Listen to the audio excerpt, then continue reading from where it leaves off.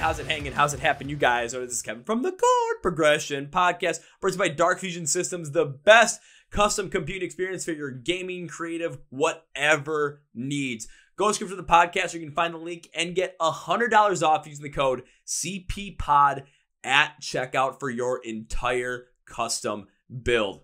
Who wouldn't want to be a part of that? They got Ryan Kirby on their team. Yes, Ryan Kirby from Fit for a King, so go and do it.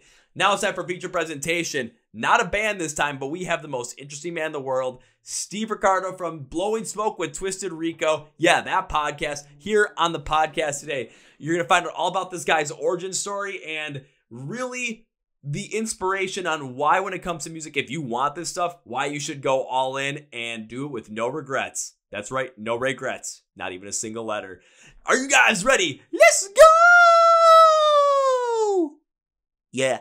Well, ladies and gentlemen, boys and girls, listeners of the Chord Progression Podcast. If you caught me a couple weeks ago talking with this man right here on his podcast, Blowing Smoke with Twisted Rico, you're probably like, dang, I really like this guy. I want to check out his stuff, and I want to get to know more about him because he interviews a lot of great bands, talks a lot of great music, and he has a lot of great stories that he alluded to, but I wonder who this man is. So I decided, let's have some fun with this one and bring him on the podcast to share all about it. So please welcome Steve, aka Twisted Rico from Blowing Smoke with Twisted Rico to the podcast. So Steve, welcome to the Chord Progression Podcast. It's my pleasure. And I have to tell you, a lot of people enjoyed our episode, because they thought it was a really good idea to have, another podcaster on. And, I said, and they said, you should do that regularly. I said, hey, if Kevin wants to get together, how often as he wants to, we can do it, and we could talk about any topic too. We could talk about basketball, Celtics, Bucks, or we could talk about metal or punk or whatever, favorite films. We could dive into so many great things. And if you want me to be just a regular on your podcast, just come back every now and again, talk about something crazy, different, wacky, random, music, sports, whatever it is, dude, I am down. I had so much fun the first time with you. I'd love to do it. And now this time, today, we get to do it on the flip side. So, woohoo!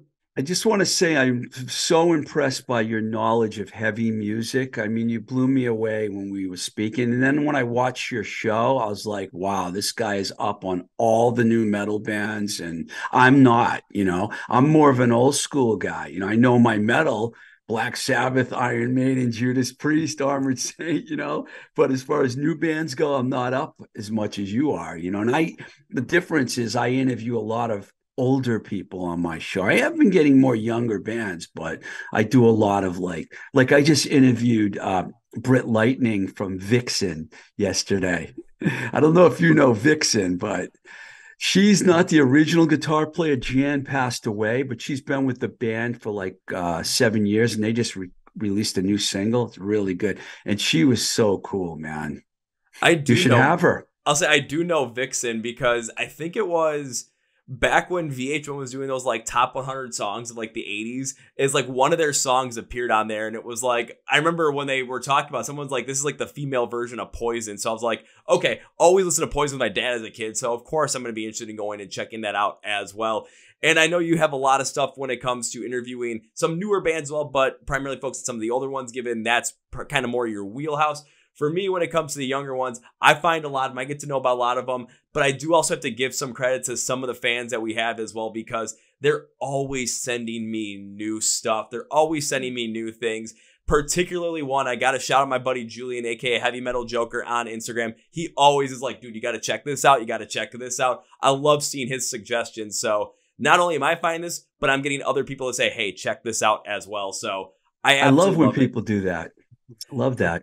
Well, one thing that instead of just like getting other people to do it too, one thing I would like to do is ask the artists, like, who are you guys listening to? Let's get more suggestions going here. And then I find out about some of these other crazy bands that are doing these crazy things that you never know what might happen.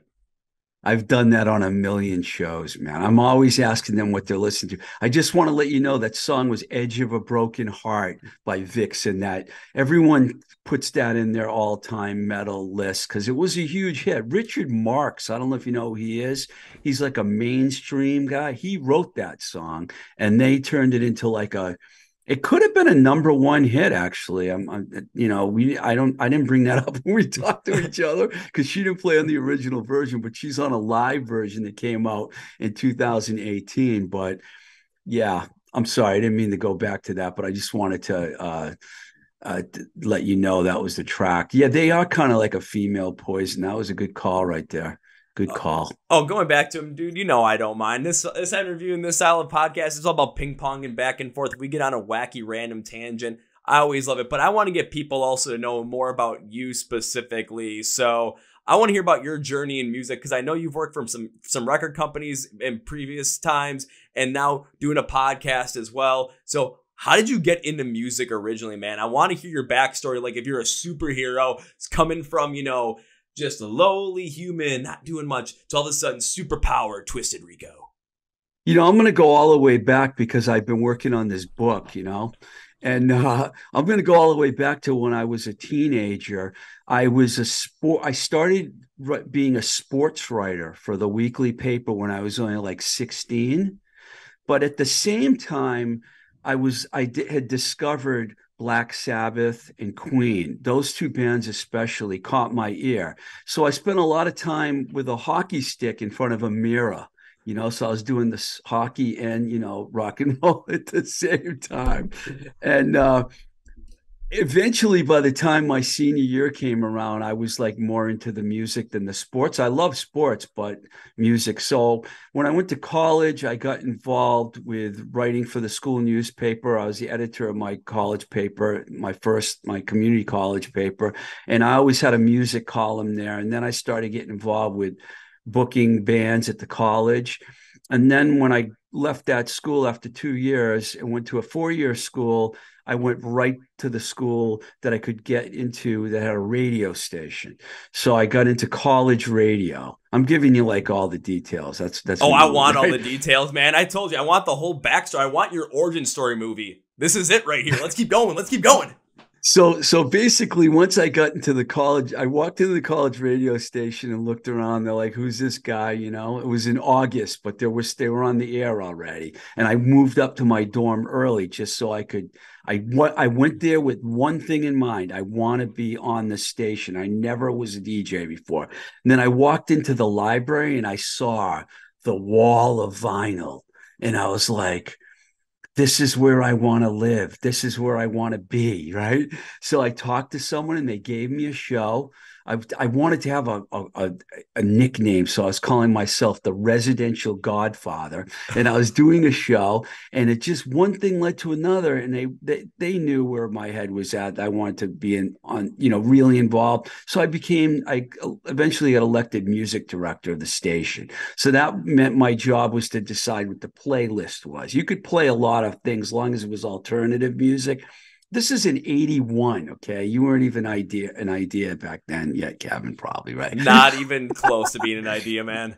Yeah, so I spent like 2 years like really getting to know as many people at record companies as I could and like getting to know music. And I got really into hardcore and punk at that time and indie rock, and I just moved away from, Queen and Sabbath, and I got more into like, underground stuff. So when I finished school and I didn't know what I was going to do with my media communications degree, I didn't know what to do. So eventually I started taking these stupid jobs. And one day my friends out in LA, I grew up in the Boston area. One day my friend said, "Hey, why don't you come to California, man? This is the place for you to be. You're a California guy." And I was like, because I talked about it in high school, like going to LA, the beach, Venice, Malibu. That's all I thought about.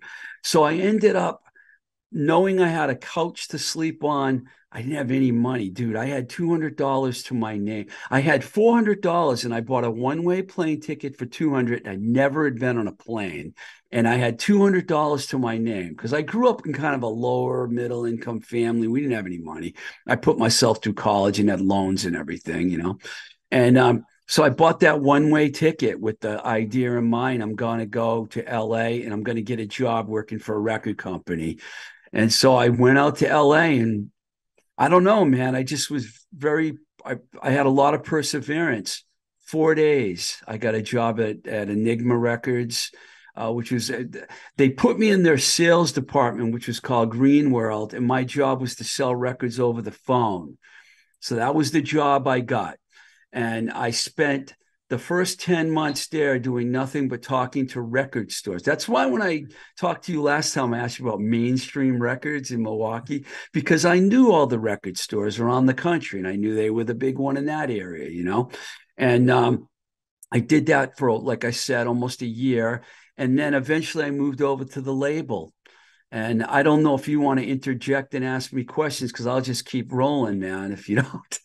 I'm enjoying this. It's something where, you know, you're telling us the whole entire story and I'm just immersing it to the point where it's something that when we think about it, you know, you're just diving deep into your whole entire life, where we're getting an idea of where you're coming from when you were younger. You know, you were into sports and music, and then all of a sudden as time went on, especially got to be a senior in high school, music started to take over more than sports. It's similar to me, but that didn't really start to happen until about when I was like 22, 23 years old. That's when it happened. So I'm seeing the parallels there. And a lot of people that were into music, that are still into music, or very heavily into music, they may have had that transition point where music was the biggest thing for them at an earlier age, but we've all gone through that. So I'm just kind of seeing myself in you in a similar capacity, even when you're talking about yourself back in, you know, the late 70s, early 80s, and then going out to California with $400 and then spending half that on the plane ticket just to get out there.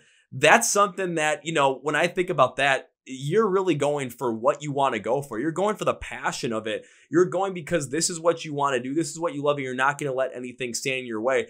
And yeah, only having $200 to your name when you get out there, even though it is 1981 and the dollar went a lot further than it does in 2023, that's still not a lot of money to live off of. So you're forcing yourself to have to do something, to have to succeed in that capacity. You don't have a safety net. Reminds me of Travis Barker when he got all the tattoos, because he's like, hey, no one in a corporate setting is ever going to hire me if I've got tattoos all over the place. Right. So I'm forcing myself to have to succeed in this realm. That's something similar to what you did by starting to work for record companies, then work for a label, which is we're going to get to next. But it puts yourself in a position to say, hey, I've gone out and done this, and I did this because I forced myself to do this. I wasn't going to have any safety net. I was going to do this because I knew I wanted to do this, and I was going to do this for the love of myself and the love of the art itself. So, man, I'm absolutely loving this story. I didn't have a lot of support from my parents. They thought I was crazy. I don't doubt that, especially at that time. I do have to mention, too, besides music and sports, I was very into girls, and I figured that was the way to get girls, you know? Okay. If I couldn't be, I had a guitar, you know, I tried playing and being in bands, but it didn't work out. I wasn't, you know, it wasn't my thing, you know? Mm-hmm. But I did play the acoustic guitar, and I did get an electric for a while, but that wasn't what it was all about for me. It was more about behind the scenes. I wanted to be around the rock stars. Like when I watch the film Almost Famous and I see the kid, it's like I cry every time I watch it, because like, that was me, man. That's what I wanted, you know? And that's why I love that movie. And I've watched it like 30 times. Thank you, Cameron Crowe. So anyway, so I'll get back to the story. So then I start working for the label, and I want to sign bands. And it was a small staff. So basically we all had our thing. Anyone could bring a band in if they thought a band was good. And I was in charge of all the sales and the retail stuff. So when I got there, first thing that was a major priority for me was Stryper. Okay, because we had signed Stryper, and we had to figure out what to do with this band. And they were a Christian heavy metal band. Well, to me, I was like, a Christian heavy metal band? But then they won me over. You know, when I saw them play and I saw their whole shtick and everything, they won me over. So we came up with a great distribution plan, and we ended up, the Yellow and Black Attack record had already come out. It did really well. But Soldiers on the Command, we really wanted to make something out of that record. So we ended up shipping 90,000 units to independent distributors, which at that time must have broke every record there was. It was like nobody could ship that many records. And we were hitting Christian bookstores. They were all buying hundreds of cassettes. And so that was like, for me, a guy who was into punk and, you know, a different kind of music, I had to learn how to deal with other people, you know? So At the same time, there were these two girls that worked in the distribution department, Debbie and Debbie and oh my God, I can't remember the other girl. Sorry, Jennifer. Debbie and Jennifer. They kept giving me flyers for this band, and they're like, "You got to see this band." And I always looked at the flyer and made fun of them. And the band was Poison, right? Like, you got to see this band. So finally, I went to the Troubadour to see them, and first thing I noticed when I got there is there's a line all the way up the street, and there's like all girls in the line. And I'm like, whoa, this is interesting. The place only held 200 people, but I'd swear 190 of them were girls that night. So I get in there, I'm upstairs in the little balcony at the Troubadour. I'm watching, they have the intro music playing, and all of a sudden the lights go on, and three guys rush the stage and they get into it. And I was like, holy shit, the girls were screaming, the place was going wild. And I was like, for something that's not my cup of tea, this is pretty exciting. It felt like I was like seeing the Beatles, for the first time. So I went backstage and I started talking. I met the whole band, and Bobby Dahl and I immediately connected. And I swear for the next 6 months, I was on the phone almost every day talking to Bobby. And I went to every Poison show and I got them their deal. I signed them to Enigma Records. And that all of a sudden, every major label passed on them, by the way. So for me, it gave me I knew they were going to be big, but a lot of other people didn't. So it gave me a lot of confidence in myself that I could get them a deal. $20,000 we gave them. And that first record sold 4 million, immediately. Now it's probably way more than that. But at the time, it was huge. So signing Poison really kind of paved the way for me after that. And I signed a lot of other bands, but none that became as big as Poison at Enigma. And, or actually ever, because they're the biggest band I ever signed. I was only 23. So I got lucky. I got off to an early start, Wait. But, so you were 23 years old when you signed them. I mean, that is insane alone. And secondly, I cannot wait to show just what you said, that 2-3 minute spot, to my dad. My dad's going to lose his freaking mind hearing that, but it makes sense why, especially when you're getting all these flyers and all of a sudden, okay, I have to go check out this band Poison, even though it's not your cup of tea. You're seeing it from, the label side. You're going to the show and you're seeing that in a 200 space capacity, 190 of them are women for 4 guys in a band, in a hair metal band. It's like, okay, there's going to be something here. It reminds me a lot of, Bar Rescue. How do you get a lot of people to go to bars? If you make it female friendly and the women want to go, of course the men are going to follow, because the men are going to want to go where the women are, because that's where they're going to want to be if they're going to want to meet somebody or talk to somebody or do whatever the heck guys are going to do, basically.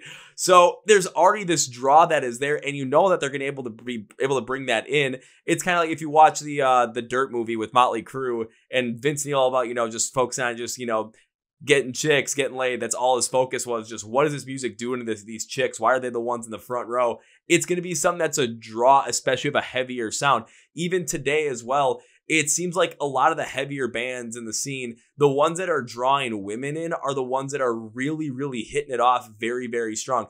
I mean, Bring Me the Horizon's always been that kind of way, especially since 2015. Ice Nine Kills with their whole entire horror shtick. They're really, I absolutely love them. They're bringing people. Motionless in White, Bad Omens. These bands are getting massive in the metal scene today. And one common denominator is their music is not only connecting with men with the heavier sound, but it's also connecting heavily with women as well. And it's something where gotta have the women. You gotta have the women in there in music. I think I forgot who said something about this, but when this comes to pop music, it's like teenage girls drive pop music. I mean, take a look at Taylor Swift right now. You're having women from their, 40s, 30s, 20s go there, but there's still women that are in their teens that are consistently going to these shows and are begging their parents to pay these insane prices to see Taylor Swift play live. And it makes sense. If you're going to connect with people at that capacity, it's going to be a hit. Similar to Poison right there, but just on a smaller scale compared to Taylor Swift right now when you were signing them to Enigma.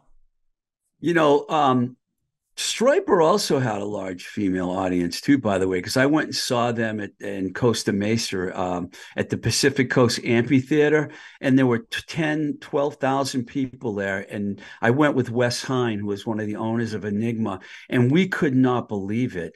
The girls all were dressing the same way as they would at a regular metal show, but they were all like Christians. It blew my mind. I actually met a girl there that I started seeing for a little while, but which is so uncharacteristic for me. But getting back to Poison, I remember one time I went and saw them. I met Kim Fowley. I don't know if you know who Kim Fowley is. He passed away recently, but he was a record producer and he formed the Runaways. If you saw the movie The Runaways, he's the wacky guy in the film that, Michael Shannon played him.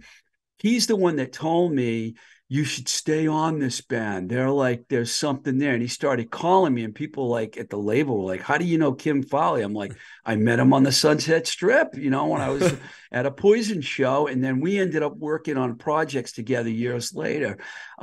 He arranged some songs for a band, The Charms, that I was working with. But it opened a lot of doors for me. But at the same time, Poison wasn't taken seriously by a lot of people. So a lot of people thought they were a joke. It wasn't until their record came out and Cry Tough didn't really take off.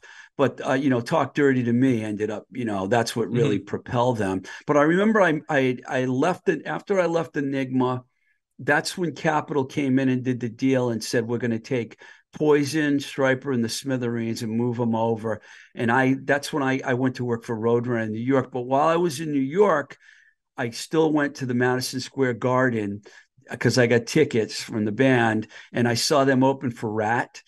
And I remember going backstage, and Ricky Rocket introduces me to his mother and father and says, if it wasn't for this guy, we wouldn't be here. And that made my young heart was like, wow, they do appreciate it.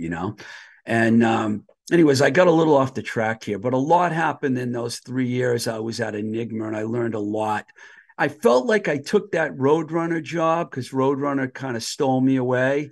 And I look back at it now, and it wasn't the smart move. Roadrunner ended up becoming a huge company, but I was only their second American employee. And, we opened the office in New York, and it was kind of a difficult situation for me working there. I only ended up signing 2 bands to Roadrunner, the Great Cat and the Neighborhoods, who were on the Roadrunner Emergo side. I'd worked with them at Enigma, and I kind of stole them from Enigma. That happens a lot in the music industry. I had Heathen. I don't know if you remember Heathen. I do. I thought I had them signed, and the night before we had them signed, Combat Records stole them from us. And their lawyer called me the next day apologizing to me because him and I had a really good, and that bummed me out. And I also started the talks with Gang Green when I was at Roadrunner. Kind of I'm giving you like some highlights of my career as we go along here. But yeah, it was kind of tough because I had to move from LA to New York. And I remember I did it in November. And then I didn't think I'd come back to the East Coast right in time for winter, but I did. But when Roadrunner didn't work out after about a year, I got the opportunity to start my own punk label, and I started Giant Records. And that's when I got to work with a lot of bands I really liked, like Dag Nasty, Government Issue, Verbal Assault. We put a 7 Seconds record out, Uniform Choice. Did have a really good metal band, INC, Indestructible Noise Command. They put out 2 really great records back then. And the 2 years I spent there was really great, but I was homesick for the West Coast. So when I'm really moving my career along fast for you. And when I went out to LA to visit, I went to Metal Blade Records, and Brian and I were talking, and he took me into this empty office and closed the door behind it and said, if you come to work here, this will be your office. And I was like, you're offering me a job? And I was like, okay. And I told them, the label that I was running was owned by a distribution company, and Dag Nasty they're going to break up, and things were just like not working for me mentally. So when Metal Blade offered me the job, I was like, all right. And I went back to LA. I started working there. And I only actually signed one band there because I was more involved with the Mhm. marketing aspect of the label. I was the director of marketing, and I got to work with Lizzie Borden, DRI, Fates Warning, Armored Saint, UFO. It was a really intruder. The band I signed was Eviction, thrash metal band from Pittsburgh. And so that's what I did at Metal Blade. Metal Blade, to me, when I look back at my career with all the places I work, because there's a couple more coming up, they were my favorite label to work for. It was a really good vibe over there. And Metal Blade's still going strong. I'm sure you must like some of their bands. Oh, I probably have to go to the website, see who Metal Blade has, and be like, there's probably going to be some on there. But especially when it comes to record labels, with who signed to who, their rosters are always consistently changing. So when it comes to who's on there now, yeah, you're going to have to give me some time to look it up to see if I can make sure I know who was exactly on there.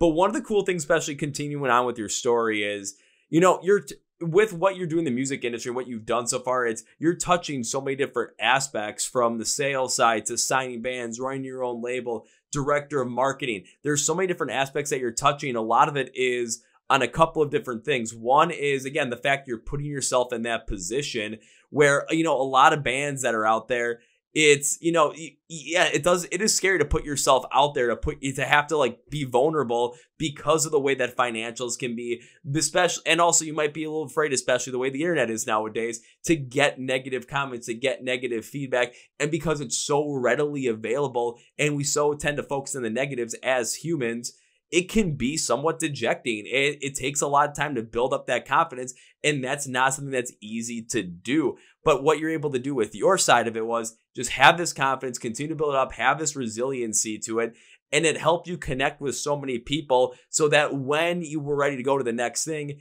you had these people you could talk with, and these people were willing to work with you based on the reputation that you had as a consistent performer for so many of these different labels based on your track record.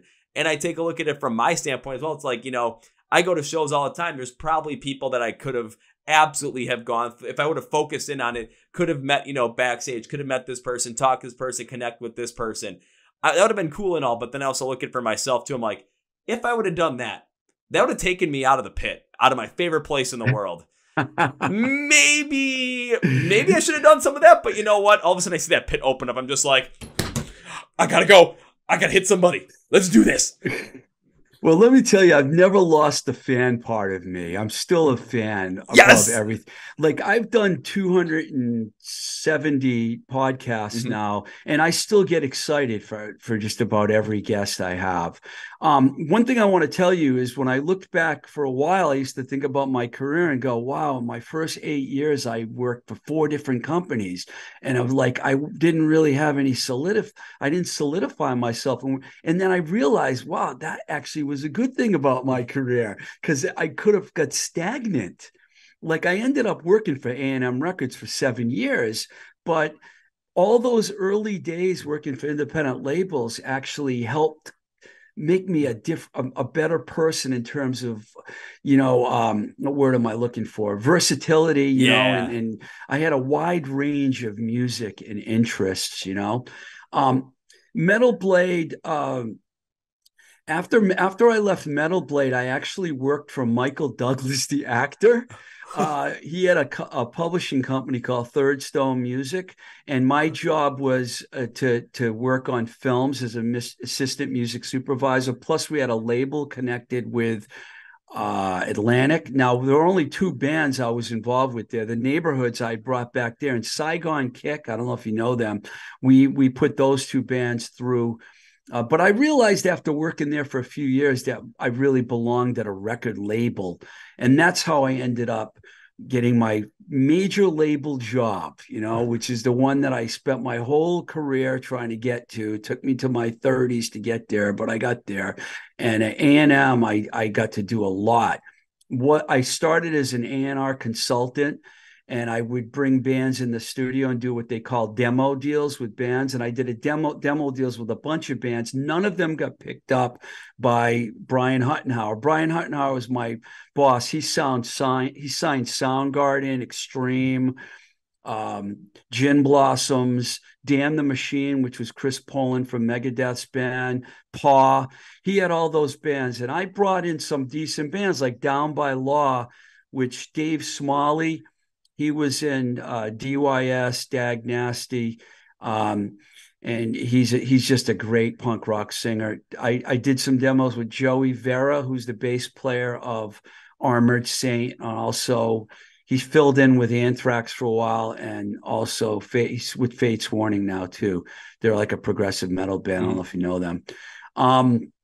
And a few other bands I did demo deals with, but they wanted me to do marketing because I always got pushed to marketing. So I started off like the metal marketing guy, and then I ended up the director of alternative marketing. And all my time there, I worked with bands. I got to work with some great big artists, small artists. Like I at one time or another was at a Sting, Bryan Adams, Sheryl Crow, Amy Grant, Soundgarden, so many, Gin Blossoms, Blues Traveler. Got to work with all those bands one way or the other. My favorite thing that I ever did was I would go on the road with bands. And when I went out with Damn the Machine, Chris Poland from the original guitarist of Megadeth's band, they opened for Voivod, and I got to do a 6-week metal tour. And that was really one of the highlights of my whole time at A&M, because I was on the road and I made a lot of friends, and I still have them now. Matter of fact, I'm going to mention Mainstream again, because there was a picture in a trade magazine with Damn the Machine guys and myself and the managers from Mainstream Records in Milwaukee. I remember being in Milwaukee with them and drinking a lot of beer. Yes. And that's what you do in Milwaukee, right? And I love that. I love going on the road. So I just gave you like a whole, in between all of that, I wrote for magazines under different names a lot of times. I was in a few films. I've been in documentaries. Pretty much that's my career right there. And when it all ended, and then I started managing bands after I left. And I managed bands for like 18 years until I never could really break a band, but I had a lot of very successful garage rock bands, the Love Me Nots, the Charms, Go Go Girls. I worked with Rick Barton from Dropkick Murphys band Continental, and a ton of other bands, Caged Heat, who were a great punkified blues band. And when that all ended and I couldn't give up, I started a podcast. All right. And that's your life, Steve Ricardo. And that is the life of Steve Ricardo. But this is, just listening through your whole entire story, the first thing I'm thinking about is, dude, you should definitely be the spokesperson for Dos Equis right now as the most interesting man in the world, because everything that you've done in the music industry, like, I don't think there's anyone that has done as many different things in the music industry as you have over the course of your career, from marketing, signing bands, A&R, just running your own label at the same time, to managing bands, consulting, a freaking podcast. Like, there's so much that is there. The only thing that you haven't done has been actually playing a band yourself. But when it comes to just, I tried. Yeah, you tried, of course. Yeah, you tried, but everything else worked out so much better. It is still incredible to hear all of that. And it's just an absolute incredible life wrapped up into a nutshell right there. Even though looking at the time frame, how long that nutshell took, that was like a half-hour story. But again, I wanted the origin story. I wanted the superhero origin story. And now I know, Steve Ricardo, most interesting man in the world right here. That's what we have. And I apologize too, because I can't stand, well, not that I can't stand it, but sometimes a guest will ramble on and on and on, and I want to get in there and I have to interrupt them. But I do want to mention that I did take part in gang vocals on 2 Gangrene songs on Another Case of Brutality album on Tang Records. So I did make it in the studio behind the microphone. You just have never made it up on stage to make it that way. That's the only thing you introduce bands. That's about it. I have done some drunken background vocals a few times for bands. I don't think they wanted me to, but I did. If there's any way for me to promote this episode, it's going to be your face over the most interesting man in the world. Instead of the Dos Equis spot, I'm just going to put your podcast logo on it, because that's basically what this is at this point. And you know what I didn't get out of my life? A wife, kids, because I married the music industry, basically. Well, not that it was important for me to get married and have kids because I've had my share of relationships, but that could never happen for me because I was Mhm. all in, man. And anyone that I worked for will tell you that too. That's the one thing. If you're going to go for something, man, you got to go for it. And I went for it hard. That's a great way to put it too, and a great way to look at it because, in life, and this is coming from me at 28, almost 29 years old at this point, where, yeah, I haven't gone through as much experience as a lot of other people have, but I'm rather observant with some of these things. I've talked about a lot of these things in the podcast, and I've had experiences and heard about this. So when it comes to, yeah, you take a look at it, you might not have had a wife, you might not have kids, but you take a look back at it, if you're able to look back at your life and say, I did what I wanted to do. And when you look back at it, you're thinking about everything you did with the fondness memories, with happiness, and you're thinking about replaying those memories in your head instead of thinking about it and regretting the things that you didn't do. That is always the key. I still remember when I was like 12, 13 years old, my grandfather was in the VA hospital. And of course, I talked to him, but then there's always a lot of other veterans around as well. So sometimes we'd play cards, I'd play cribbage with them, and I'd hear some of their stories. And a lot of times the stuff that they would talk about was stuff they wish they did. It wasn't what they did do, it's what they wish they did, what they wish they would have done. And that feeling of just living with regret that later on, I'm like, I don't really want to do that. So when it came to myself as well, putting so much time and effort in the podcast, have I missed out on times with friends as well? Yeah, I have. Have I missed out on potential relationships or not put myself into those positions? I have in the past, absolutely. But if I were to have done that and taken the podcast out of it and just worked a full-time job and tried some of this other stuff, I still remember what it was like doing that before I started it.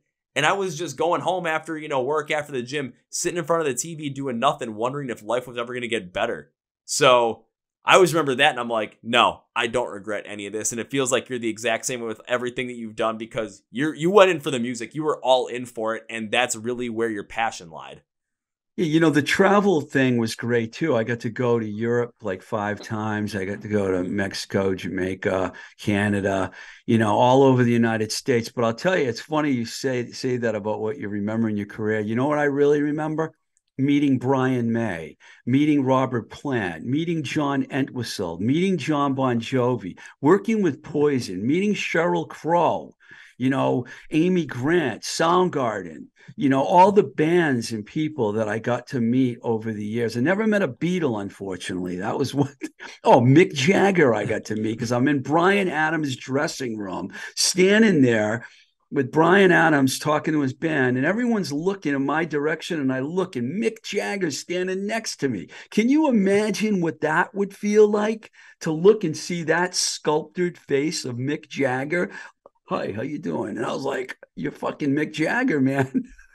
Just had that look of like, holy shit!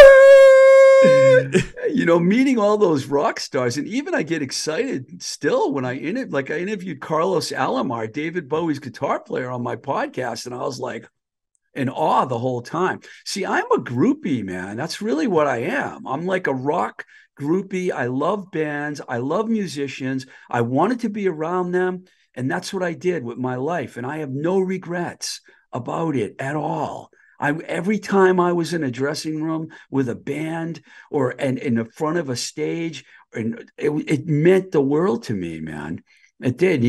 We're still doing. You're doing what I'm doing. We're providing a service for these people. We're promoting the rock stars. That's what we do, and I don't mind doing that at all. I love it.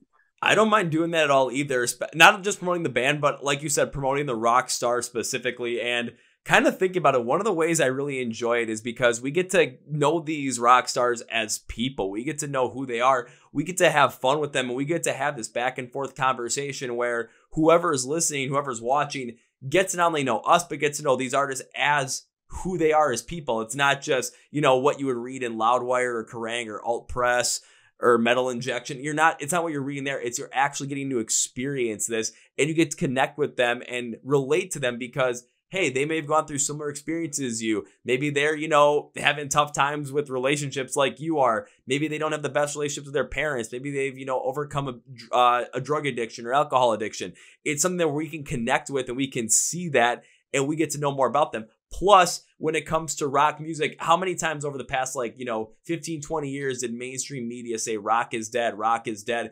And then there was never any new rock stars that came forward that really had that Enigma mantle feel to them where you were drawn to them like you had been back in the 60s with the Beatles, the 70s, the 80s, the 90s, even at times the early 2000s as well. Well, this is what we're doing. We're being able to show off these people and say, these are the rock stars, and you get to know them. You get to have that connective feel to them, and they can see their louder than life personality at times too. So we can have those moments where these rock stars can actually be rock stars, and the genre as a whole, whether it's rock, metal, any subgenres, can get that recognition and get those fans back once again. You know, little things mean something to me. And I got a prop in my hand right here that I'm going to hold up because I just pulled this out the other day. I got this in 1987 when I met the band on an airplane. I kept it. It's my autographed Vixen photo. And, you know, having Britt Lightning on the show, I had to pull it out and show it to her, you know. And I have tons of things from bands, and it means a lot to me, man. You know, and all the records I have in the other room, you know, they're like the most valuable thing in my life, you know? And yeah, I mean, you used a great line. You said Enigma Mantle, by the way. I was thinking, wow, somebody should use that for a band name, Enigma Mantle. That would be a fun band name. So someone write it down. But, you know, I'll tell you a funny story, actually, about how much it all means to me. There was this band called the Click Five. I knew their manager.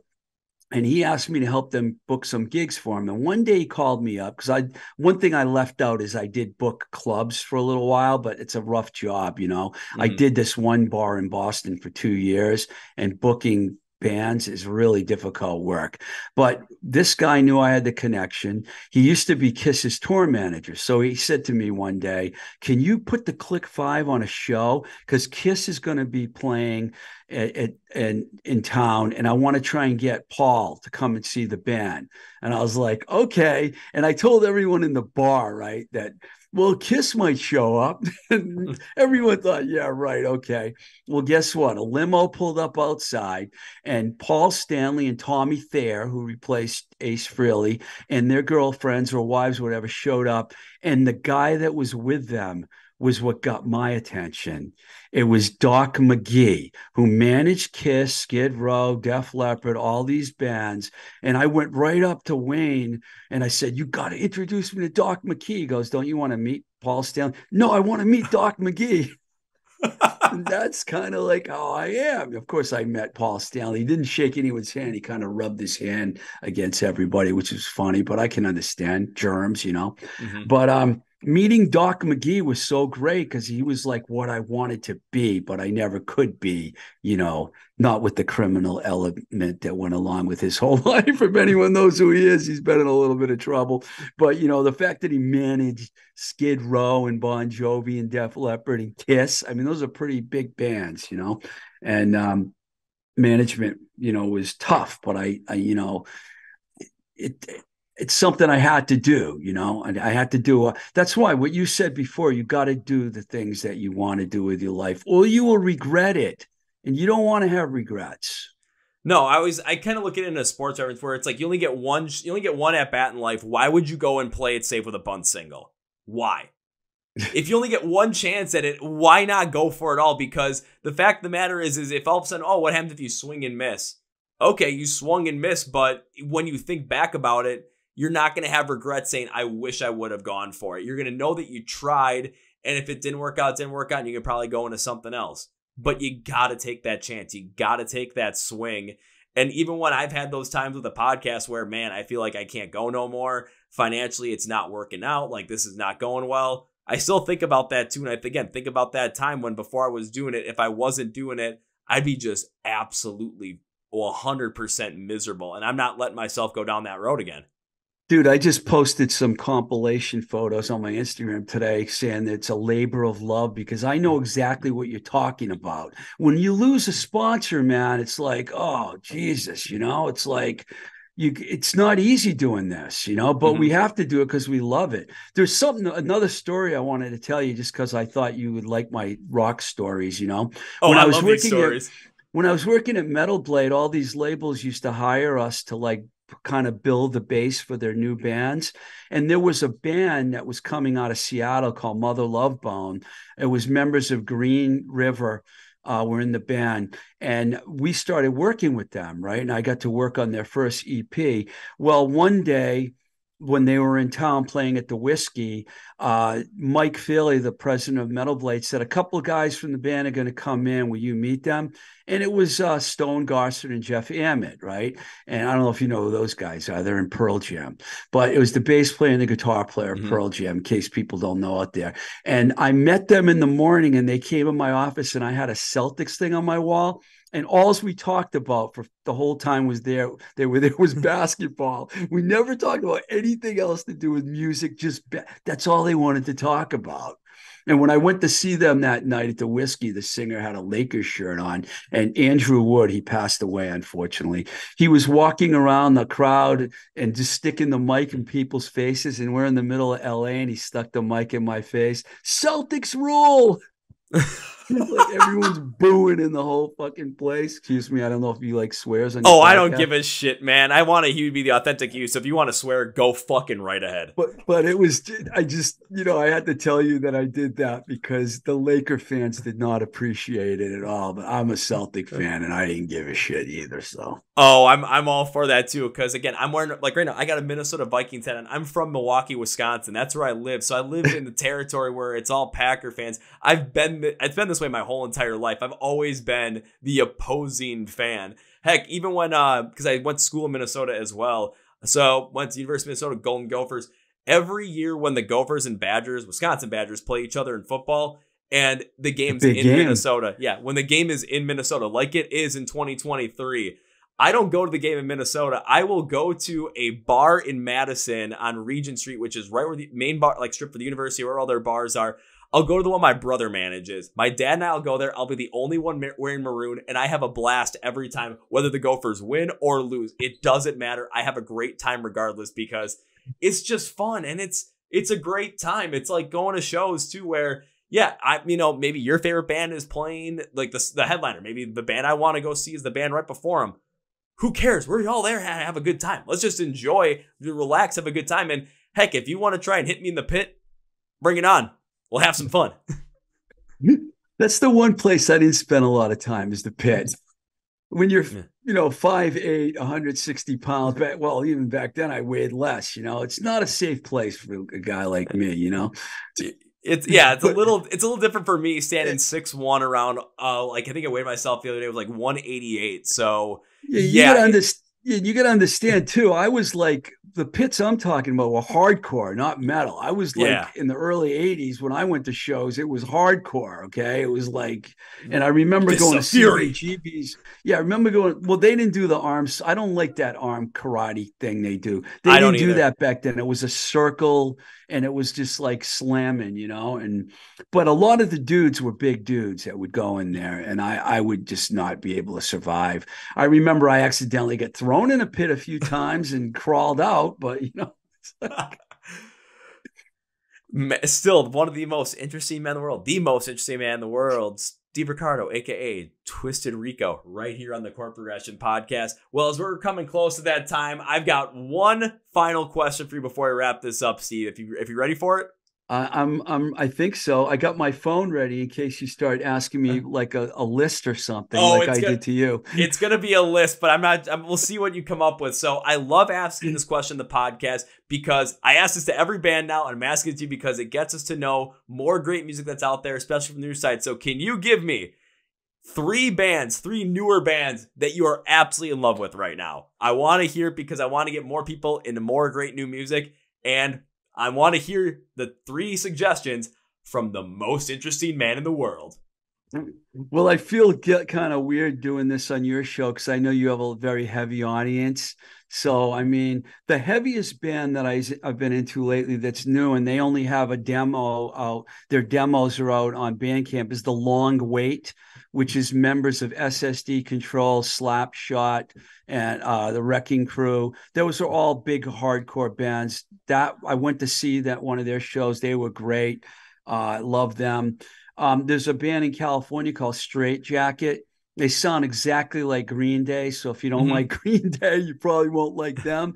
But I think I'm cheating. I'm looking at my phone right now.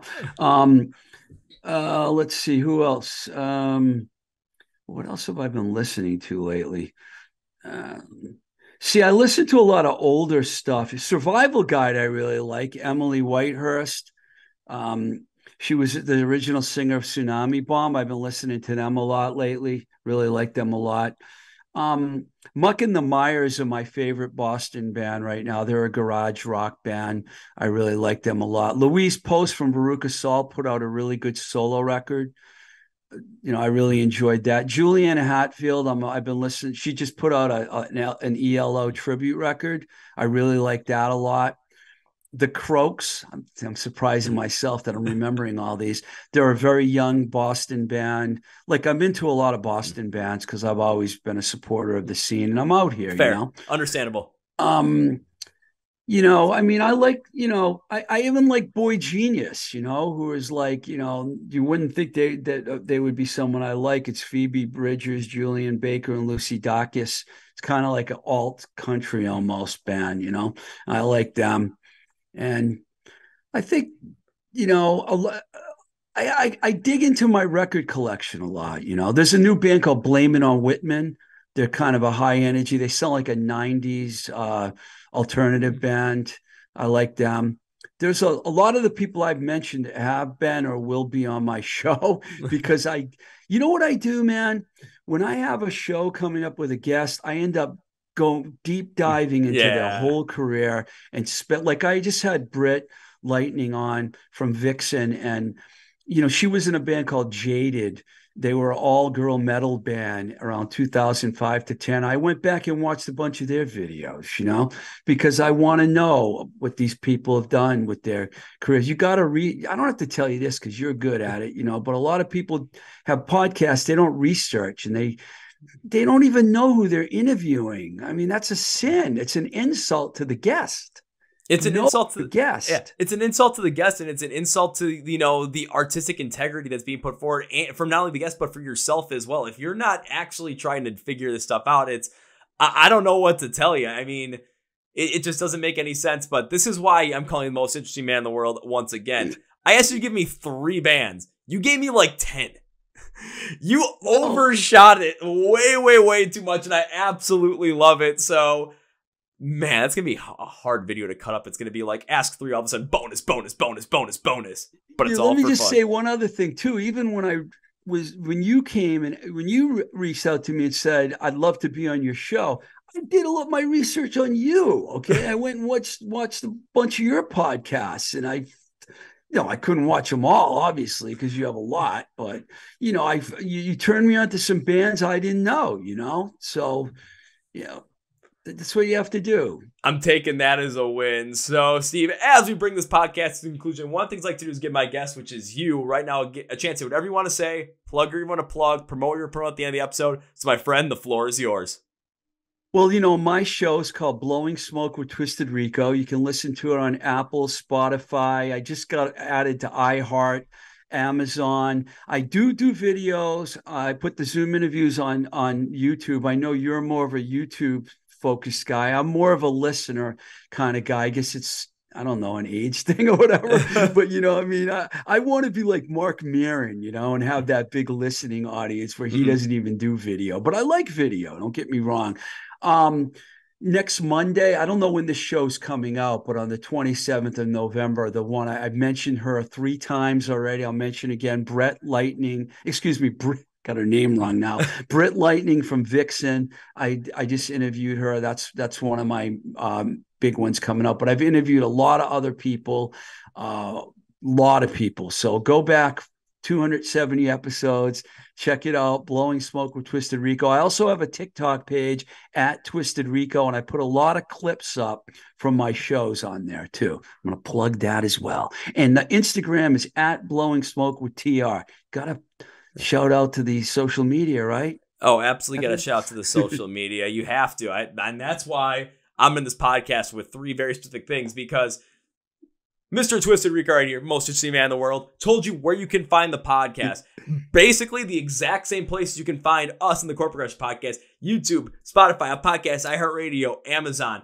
And he told you where to go find him on social media as well to stay connected with him, and so you know about all the great episodes and the great guests he's having coming on his show as well. But instead of having to look all that stuff up yourself, because I know how much of a pain that can be, let me do all the research for you. I'm going to be your own personal Google, so go to the description of the podcast where it says Find Blowing Smoke with Twisted Rico online. Links for social media and where you can find his podcast are going to be right there for you. So all you have to do is click the link and go to enjoy content from the most interesting man in the world. Now it's time for number 2. See, whenever I've guessed in the podcast and done the podcast, I tend to make a certain promise, and man, you absolutely hit on this, but I have to tweak it a little bit because I always do this with bands, so I'm going to do it with you differently.